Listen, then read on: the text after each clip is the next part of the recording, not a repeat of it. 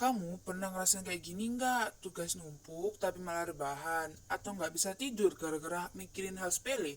Atau soal medsos lalu tiba-tiba ngerasa hidupmu paling gagal. Kamu nggak sendirian. Semua itu ada alasannya. Dan semuanya berhubungan dengan cara kerja otak kita. Di video kali ini kita bakal bahas 5 hal yang sering banget loh kita alami. Dari overthinking, malas, bandingin diri sendiri, prokrastinasi, sampai rasa minder. Dan tenang, aku nggak cuma bahas masalahnya, tapi juga kasih solusi simpelnya. Bagian pertama, kenapa kita sering malas? Jadi gini, otak kita punya dua sistem utama, yaitu sistem yang pertama suka banget kenyamanan, dan satu lagi yang dorong kita produktivitas. Yang suka kenyamanan itu namanya sistem limbik. Otak bagian lama yang fokusnya bersenang-senang, dan gak mau itu mikirin masalah-masalah yang berat-berat. Sedangkan otak kita yang paling depan itu suka banget prefrontal cortex atau suka banget mikirin masa depan.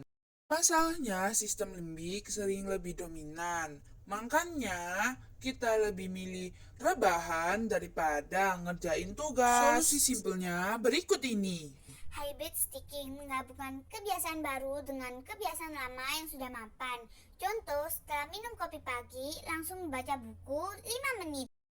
Teknik Pomodoro, teknik manajemen waktu di mana kamu bekerja selama 25 menit lalu istirahat 5 menit. Setelah 4 sesi, ambillah istirahat lebih lama. Bagian kedua, kenapa kita suka overthinking? Kita punya alarm bernama amigdala. Kerjanya ngasih sinyal kalau ada bahaya. Masalahnya otak kita sekarang sering keliru deteksi. Masalah kecil kayak salah kirim chat bisa dianggap kayak ancaman besar. Makanya kita mikir terus bahkan soal yang sudah lewat. Solusi simpelnya berikut ini. Tulis semua isi kepala di kertas atau berendam menuangkan semua pikiran ke kertas untuk mengurangi rasa penuh di kepala dan mengolah teknik grounding 5, 4, 3, 2, 1. Teknik mindfulness ini mengurangi kecemasan. Sebutkan 5 hal yang kamu lihat, 4 yang bisa kamu sentuh, 3 yang bisa kamu dengar, 2 yang bisa kamu cium, dan 1 yang bisa kamu rasakan. Bagian ketiga, kenapa kita sering bandingin diri sendiri. Kita hidup di mana highlight hidup orang lain ada di genggaman kita. Satu klik kita bisa lihat orang yang liburan, dapat penghargaan, menikah, punya rumah, punya segalanya. Padahal yang kita lihat itu cuma potongan-potongan kehidupan mereka. Kita bandingin 1 detik terbaik mereka dengan 24 jam kita, dan itu bikin mental kita capek loh, merasa gagal, padahal belum tentu. Solusi simpelnya berikut ini. Puasa medsos di pagi hari dan sebelum tidur. Menghindari media sosial saat bangun dan sebelum tidur untuk menjaga fokus, suasana hati, dan kualitas tidur. Tulis 1 hal yang kamu syukuri hari ini.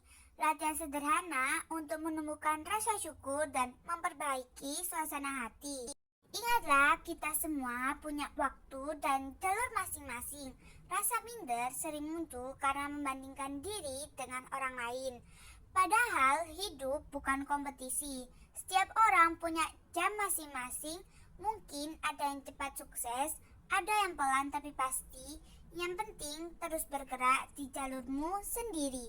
Bagian keempat, tugas numpuk dan prokrastinasi. Sering mikir, aduh tugas ini berat banget.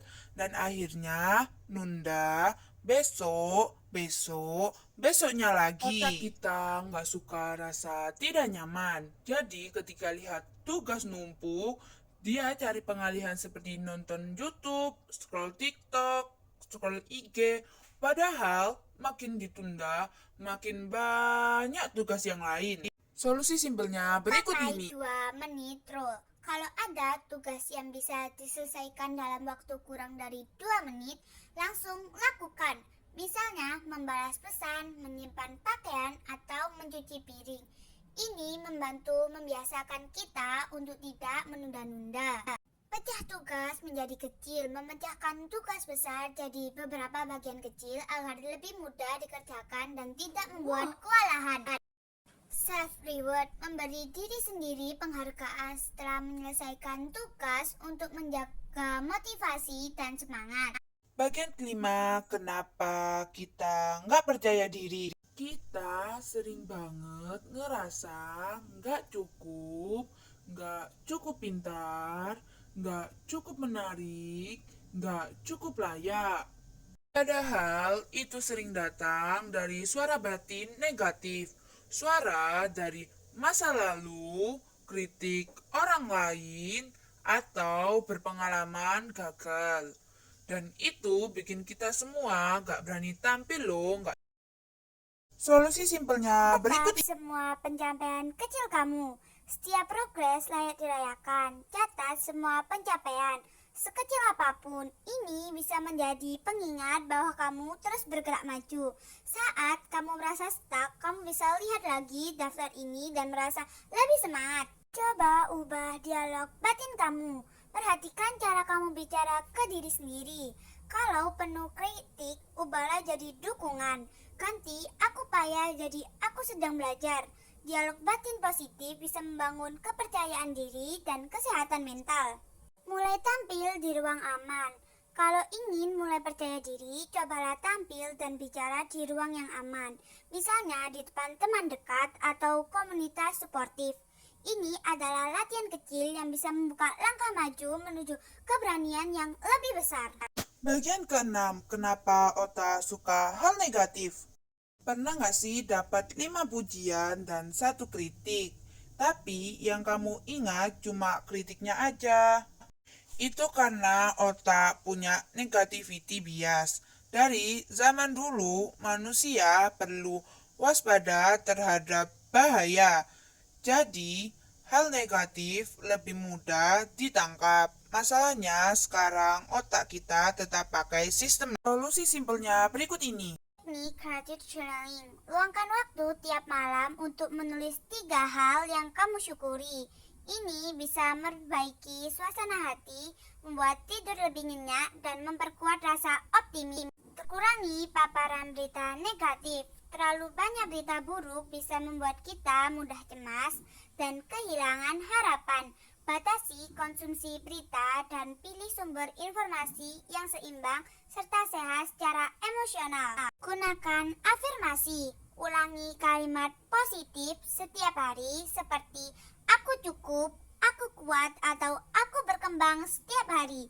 Afirmasi bukan sihir, tapi latihan mental yang bisa membantu membentuk pola pikir yang sehat. Merasa malas, menunda pekerjaan, dan lain-lainnya itu karena otak kita tidak suka rasa tidak nyaman. Tapi itu semua bisa dilatih loh.